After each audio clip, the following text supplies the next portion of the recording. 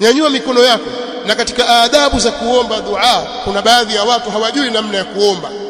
Anaweza kuomba akatanua mikono hivi, rabbana atina fid dunya hasana, yani kama vile ukitaka nipe, usipotaka usinipe, atanua mikono hivi. Mwingine ameweka mikono yake kwenye mapaja, aomba mikono yake kwenye mapaja, rabbana atina fid dunya. La, kusanya mikono yako mbele ya kifua chako namna hii, muombe Mola wako namna hii, omba. Wallahi, katika ibada kubwa kabisa ni mtu kumuomba Allah subhanahu wa ta'ala haja zake. Lia na yeye, zihisabu haja zako zote, kariri hata mara 10,000.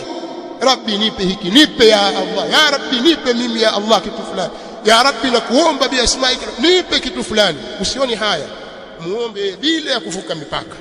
Usiombe masala ya kukata udugu na mambo ya haramu. Wewe omba mambo ya kheri za dunia na akhira. Omba kikweli kweli tena. Allah subhanahu wa ta'ala analipenda, na hilo katika jawfi al-layli na katika akhiri al-layli ni akad.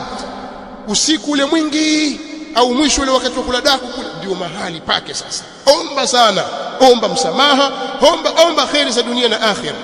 Maombi yako yawe ni mengi zaidi kuliko kile kitu. Omba Allah akupe hatima njema hapa duniani, uondoke salama. Muombe hilo Allah, muombe Allah akuondoshe